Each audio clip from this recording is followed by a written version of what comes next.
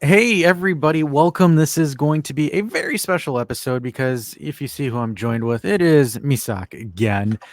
You guys really like the Allegri Ball video. We actually did over 1,000 views on that, and I never told Missak about it because I didn't know until I looked at some numbers recently. Oh, Yeah, yeah, nice. I was looking at it. Some backstory for you guys is I was looking at some numbers, some stuff to forecast, and I saw like an unusual bump in watch time. So I was like, what the hell is causing this? Because, we didn't really create this much recently. Turns out Misak's video just took up and just the past couple of days just popped off. So, yeah, Misak, you're a celebrity, but how are you doing?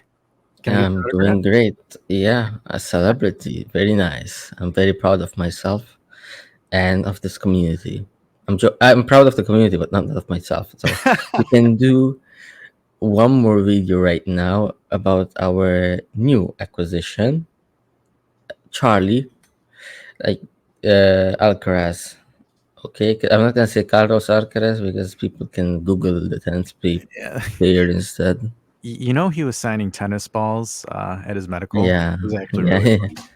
It was very funny. I'm Yeah. waiting for Alcaraz to come to the stadium now, and then they do the spider meme live time, like doing like this. The photo they put on the in the Juventus wall or something of the Spider-Man meme, same thing, but like the real one. Yeah, no, absolutely. And just for you viewers, know Misaki and myself have almost over an 8-hour time difference. So this is dedication. It's practically midnight for me here, and it's 7:30, 8 o'clock in the morning for Misak. So don't say we don't love you guys because this is the stuff we do to get you some quality content. So Charlie, right? So this was one of the transfers that really blew everybody's mind in the beginning of the week. It blew our mind because during the tinfoil hat show, we all sat for 2 hours talking about it. Doesn't make sense. Doesn't it not make sense? We were reviewing the forms for Southampton fans on their thoughts on it. And I think it's fair to say that we were all on the fence, right? Mm-hmm. However, I think now that Misaka's done some homework, I've tried doing some homework on my end too to kind of figure things out. Because let's be honest here, a $4 million loan essentially is quite steep, and there's also add-ons as well.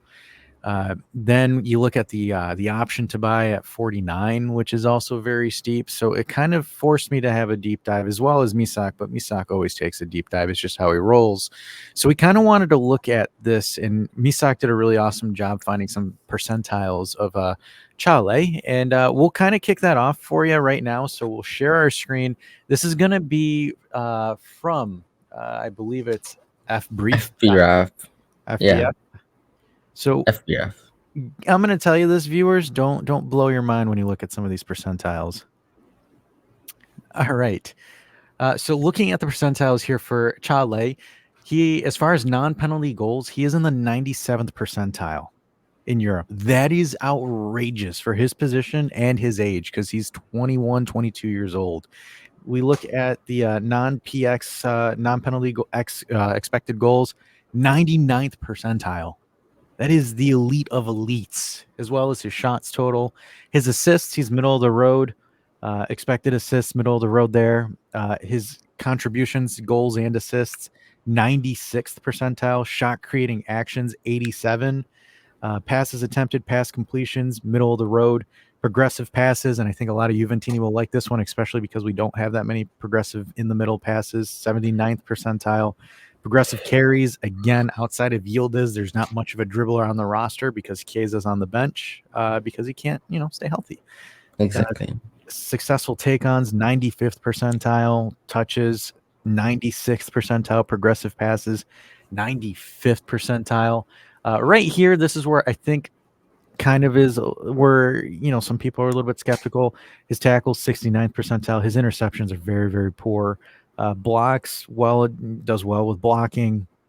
Clearances, 47th. Aerial duels, 178th. So when we look at similar players here, just to kind of give you guys, if you know it, how well you know ball, he's got, I believe this is Amian Muefek, I think. Yes. Mufek. Mufek. It's You want from to you want to you Spain. want to do the pronunciations because I'm terrible. I don't. Okay. Hector Herrera from Houston Dynamo. So he is, if you look at it, he is a very rare gem. There is nobody like him except like Kieran Dewsbury Hall, which is he's a very good player for Leicester City right now. Again in the championship. Okay, that's the most. And Buzio, if you know Gianluca Buzio that plays in Venezia, I remember him 2 years, 3 years ago, playing with Venezia in Allegri's first season. Very a very combative player.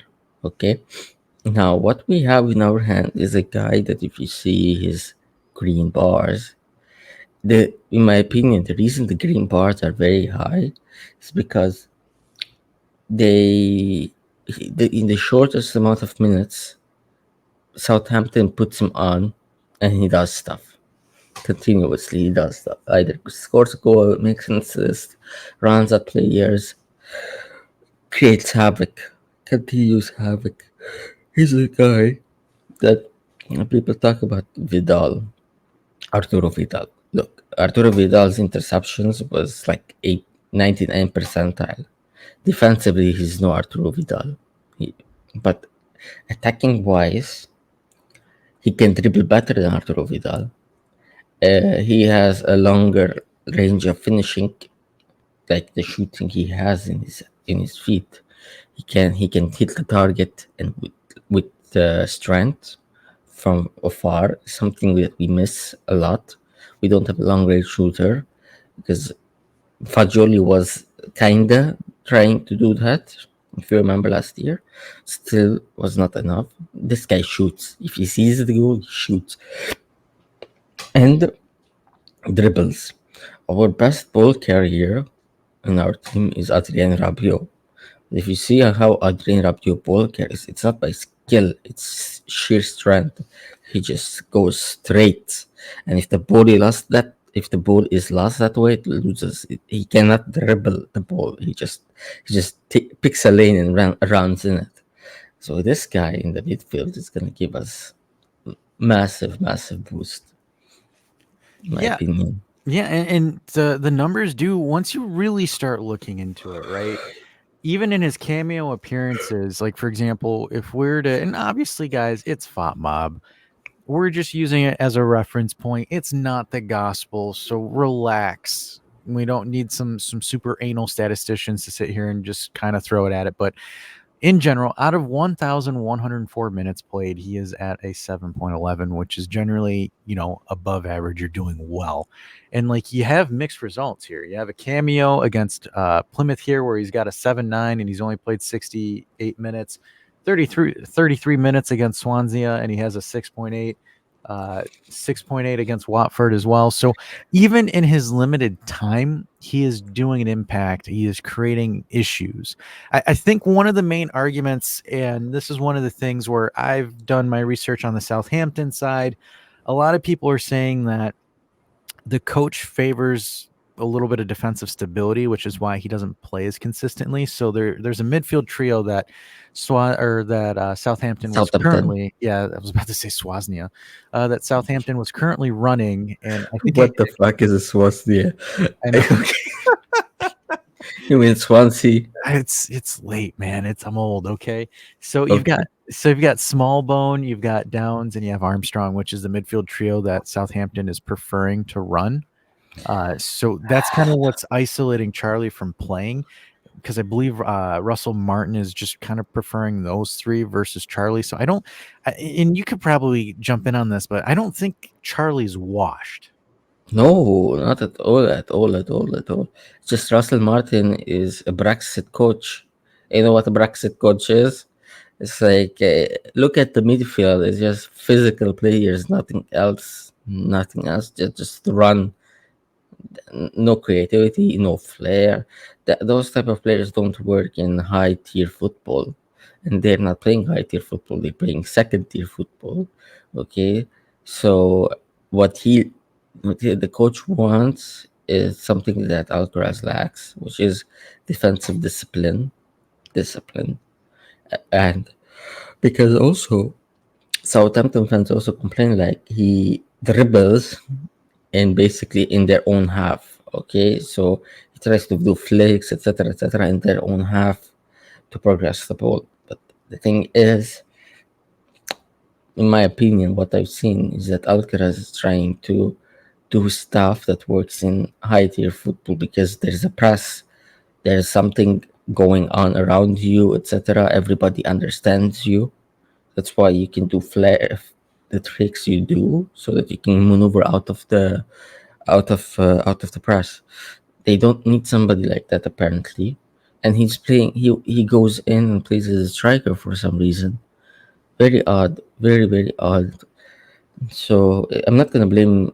We're not gonna blame Alcaraz for it. It's like you said, it's the coach. Yeah. And for now, Southampton is third or second, so they won't remove the coach because of it. Yeah, and it's almost like they were reluctant to let him be loaned, but at the same time they knew that he needed to because he would have gotten cold. So the next question I think that a lot of Juventini and people are having right now, and we'll try to answer it as best as we can, is where does he fit with us? So we've done the justice, and some of you guys will laugh, but we got the board ready to go. So we have the board of what we currently line up as right now. It's our 3-5-2 with Danilo, Bremer, Gatti, Kostic, Rabiot, Locatelli, McKennie, Cambiaso, Yildiz, and Dusan. So I'm going to sit here and say if Rabiot, Locatelli, McKennie, at the current state of where we are right now, I don't see him starting instantly. I think, Oh go ahead. yeah, it's continue. So I don't see him starting instantly. What I do see is, for example, say that we make a substitution on either Cambiaso or McKennie, then you'll see Charlie plug in essentially here. So that is going to be your first indicator. Or hypothetically speaking, say that you keep McKennie and you sub out Kostic for Weah or something, you'll start seeing Charlie plug and play. So in the current status of the formation, I don't see Charlie starting if these three midfielders are healthy. I see Charlie coming in 60th minute, 45th, 50th, depending on how the game is. I think Charlie's going to be at first. I think he's going to be the wild card that you bring in to essentially change things up. The alternative, and this is me being nuts here, that I see Charlie predominantly playing is if we switch and say that Yildiz isn't healthy or Yildiz isn't on form, and we switch to a 3-5-1-1, I would see Charlie occupy this area behind Dusan because he would sync with Dusan by taking shots, taking defenders on, essentially becoming a battering ram offensively for Dusan. This is currently what I see, and then we'll ask Missak on what his thoughts are as well. Okay, I would never put him as a second striker personally because his turn radius isn't like Gilles or Chiesa. Okay, he will dribble. He's good at dribbling, but I feel like he dribbles uh, when already his motion is towards the goal and he won't receive the ball back to it. Like Yildiz, if you see, he takes the ball while he's facing our net and then he turns completely quickly, same as Chiesa. I don't see him as a guy that can be able to do that. So I want him in the midfield always. But changing things up, yes, changing things up when let's say we're against a low block or a team, you how I think he will do it, Allegri, is put Charlie instead of McKennie's place, Cambiaso move it to the left, McKennie to the right wing back, like how we started the season. Remember, Yep. McKennie was a right wing back, Cambiaso was the left wing back, because he wants somebody that's defensively good enough to play instead of Kostic, in my opinion, because he doesn't trust in Junior defensively, and Kostic is continuously hemorrhaging us goals whenever we concede from that left side. So he wants Cambiaso and eventually there. So that's how it's gonna be. I think this is how we're gonna roll. By end of February, I think Charlie will start and continue like this. McKenna is right wing back, Charlie as the attacking midfielder, Chiesa or Yildiz, and Dushan, and let's see who's gonna be the one that's replacing in case. I don't think Dushan will be replaced at all unless there is something with an injury. Yeah, I think right now with Dusan rolling, yeah, I don't see Dusan moving from that starting lineup. I think though it kind of gives us a little bit of an intriguing situation now with the whole Moise Keane being rejected by Atletico Hmm. now because your front line, which was extremely thin, has the potential of being potentially super booked at this point. But uh, look, I'm very curious to see how this plays with Charlie. I think he's going to need to move heaven and earth for that price tag, for that option to buy. Because look, some people are reporting if he plays, it goes down, et cetera, et cetera. To be honest with you guys, I don't buy it. I really don't.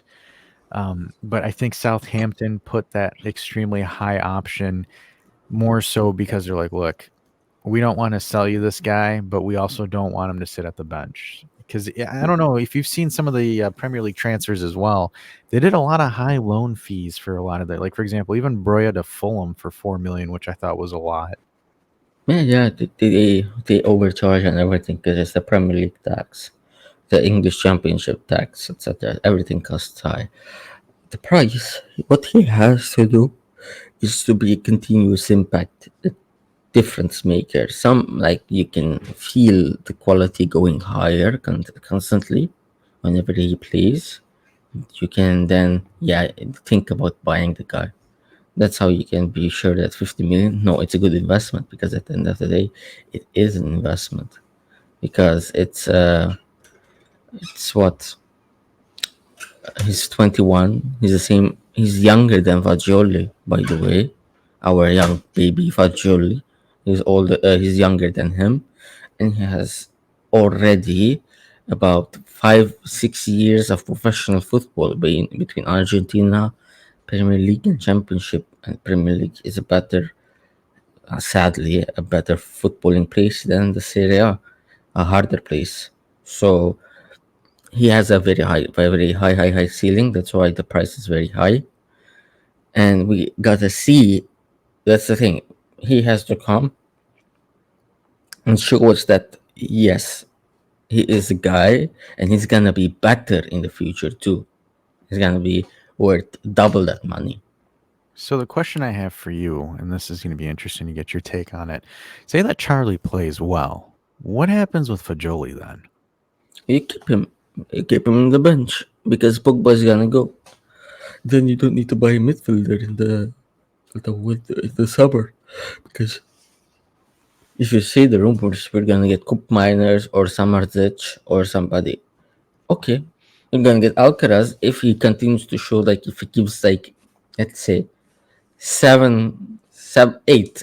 It's a high number. 8 goals or assists until the end of the season. Very high request, by the way. That is. Eight, eight. But if he gives eight in half a season, I don't think for a second they would buy anybody else. Oh, absolutely. I mean, if he's able to go, so my question is, do you want to say 8 goals individually, or do you want to do 8 goal contributions, whether it's Whole assists or goals? competition, everything. Eight GA or like a something significant, a match winner, etc. He won us the match. He scored that goal, won us the match, etc. That counts because last year I don't know what happens with Rabiot. Pogba is already gone. Miretti needs a loan, so there is a lot of space there. Oh, absolutely. Yeah, I mean, that's going to be interesting to see how things play out, right? I would be intrigued to see a midfield of Locatelli, Charlie, and Rabiot, and see how that actually matches up. Because Exactly. with the potential that it has, right, and especially when Charlie is flanked by McKennie, because McKennie has an engine, and defensively, McKennie is very, very well defensively. It's just one of the things that he's really touched up on his game this year. So I think it's going to be something that's going to be intriguing to see. This is kind of our preliminary, and also I don't believe he's going to play at all on Sunday. I saw some No, articles on that. I think that's absolute blasphemy. He's finally training today, which is Saturday. It's his first training session. Unless this kid absolutely schools people in training, I don't see him making the bench. That's a little bit blasphemy. Shame on I you. think he will be on the bench, but I don't think he will play a minute. I So think he yeah, will be on the bench, but he will not play a minute. He just go there with them. well, never But know. and about the Rabiot thing, I'm thinking like, what is his weakness? If you see in the green bars, the bars everywhere, it is his defensive plays aspect. and Rabio can cover that. Yeah, and then you guys won't have to see the crazy horse run all over the place. Just have him be aggressive and be defensive. But I think we've covered everything, unless you have any final thoughts, Habibi. Nothing. Good night and good morning. All right, everybody. Thanks for tuning in to this little bit of a tactical class with myself and Missak. And obviously, we'll try to do some more. We just scheduling because, we're halfway across the world from each other. But anyways, guys, make sure you do like, subscribe, and do all the shenanigans. And obviously, catch us for the Derby d'Italia call-in show. And then we'll also do the match watch along as well. And we'll have some more fun with you guys. Thanks, everybody. We'll catch you in on the next one. See ya.